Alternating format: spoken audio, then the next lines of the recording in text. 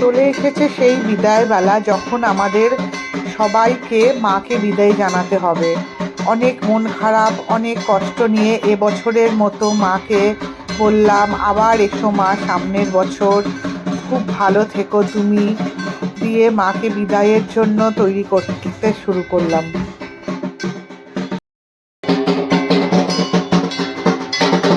মাকে বিদায় বরণ করার জন্য সবাই চলে এসেছিল, তো সেই মতো আস্তে আস্তে আমরা বরণ শুরু করলাম।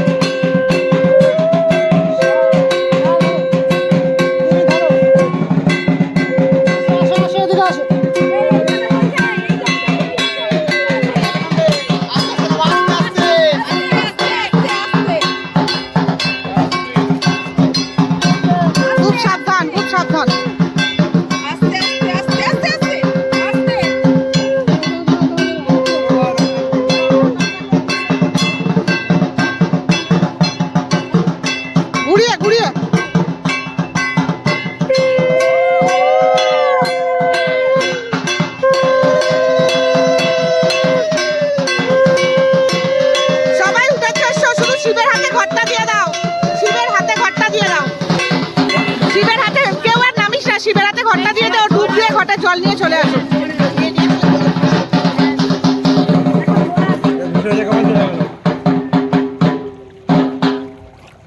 আসছে বছর আবার এসো মা, ততদিন পর্যন্ত খুব ভালো থেকো। এই বলেই এবছরের কালী পুজো এখানেই শেষ করলাম।